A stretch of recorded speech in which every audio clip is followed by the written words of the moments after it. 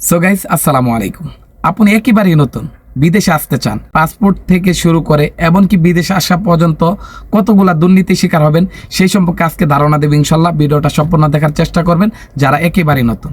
অতি ফার্স্টে বিদেশে আসার জন্য আপনাকে একটি পাসপোর্ট করতে হবে। যখন আপনার জেলা ভিত্তিক পাসপোর্ট বানাতে যান তখন কিন্তু আপনার সরকারিভাবে একটা নির্দিষ্ট অ্যামাউন্ট জমা দিতে হয়, তারপরে কিন্তু পাসপোর্ট হয়।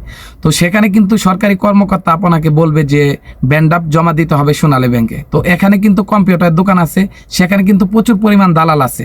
তো ওই দালালে বলবে, দেখো তুমি যদি সরকারিভাবে পাসপোর্ট জমা দাও অথবা বানাইতে চাও তো সেই ক্ষেত্রে কিন্তু তোমার প্রচুর দিন সময় লাগবে, এমনকি তুমি বয়স কমাইতে চাও অথবা বাড়াইতে পারবা আমাদের মাধ্যমে। তো সেখানে কিন্তু 20 থেকে 25,000 টাকা অথবা 15,000 10,000 টাকা পর্যন্ত নিয়ে থাকে। তো এখান থেকেই কিন্তু শুরু হয়, পাসপোর্ট অফিস থেকেই কিন্তু শুরু হলো আপনার প্রতারিত। তো এখন আসি, পাসপোর্ট বানাইছেন, এখন বিদেশে আসার জন্য আপনার দালাল ধরতে হবে।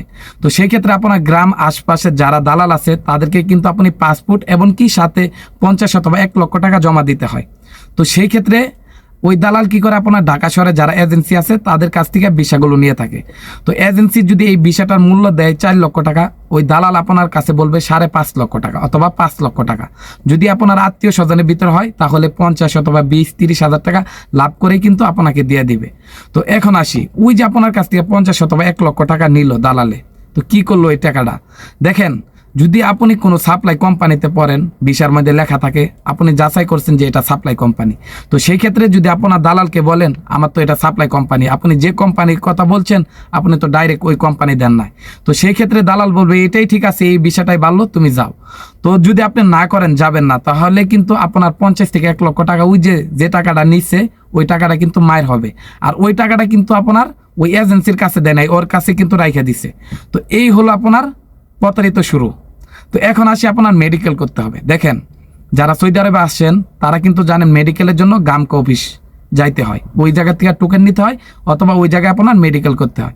তো সেই ক্ষেত্রে দেখেন, বনানী থেকে গামকা আপনার যাওয়ার পর ওই মেডিকেল সেন্টারে আশপাশে কিছু দালাল আছে যারা ডাব বিক্রেতা এমনকি রিস্কাওয়ালার থেকে দইরা, এনে প্রচুর দালাল আছে। কিভাবে দেখেন, ওই দালাল বলবে দেখাও এই জায়গার মধ্যে প্রচুর ভিড়, তুমি কিন্তু আজকে মেডিকেল করতে পারবেন না, তুমি কিন্তু আজকে মেডিকেল করতে পারবে না, এই জায়গায় কিন্তু প্রচুর ভিড়। তো সেক্ষেত্রে কি করতে হবে, ওই যে আপনাকে বলবে 500 অথবা 1,000 টাকা দাও, তোমার টোকেন আমি খুবই সহজায় না দিই।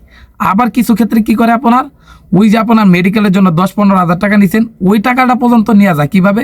যারা গ্রাম পর্যায়ে থেকে আসে তাদেরকে কিন্তু টার্গেট করে ওরা বেশিরভাগ।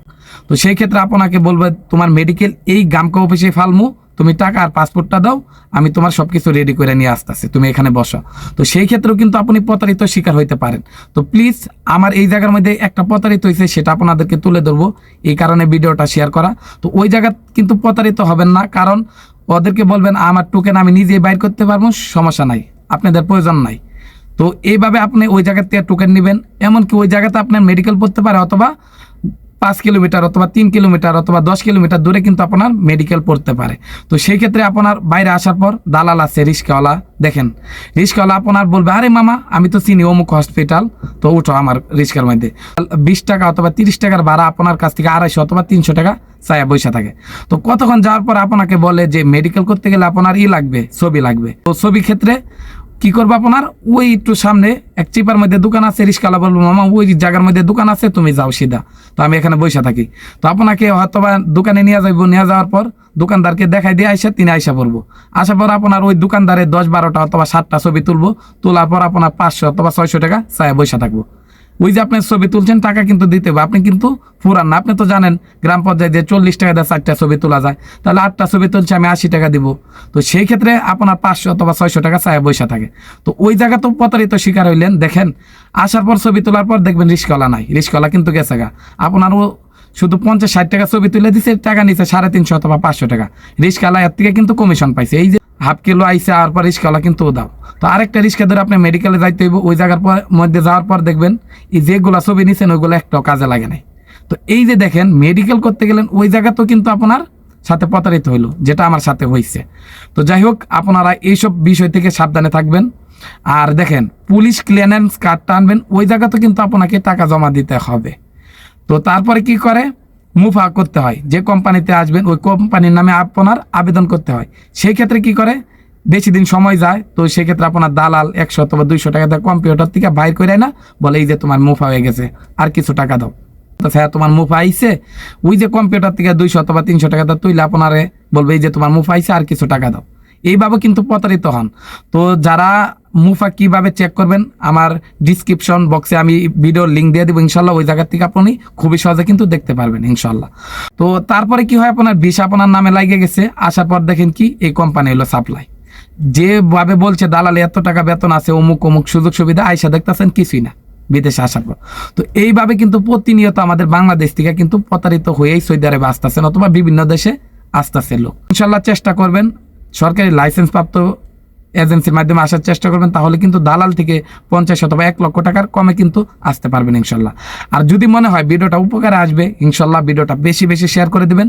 যদি নতুন হয়ে থাকেন আমার চ্যানেলটি সাবস্ক্রাইব করে পাশে দেখবেন। আপনাদেরকে সবসময় আমি চেষ্টা করি যেটা সত্য সেটা ইনফরমেশন দেওয়ার চেষ্টা করি, এবং সৌদি আরবে কোন কাজ আসলে ভালো হবে, কোন কাজ আসলে আপনি টাকা ইনকাম করতে পারবেন, সেই ধারণা আমি ইনশাল্লাহ দিয়ে থাকি। তো আজকে এই পর্যন্ত। প্লিজ ভিডিওটা যদি ভালো লাগে বেশি বেশি শেয়ার করে দিবেন, আপনার একটি শেয়ারের কারণে আরেকটি প্রবাসী ভাইয়ের উপকার হতে পারে। আজকে এই পর্যন্ত, সবাই ভালো থাকবেন। সকলকে আবারও জানাই সালাম, আসসালামু আলাইকুম।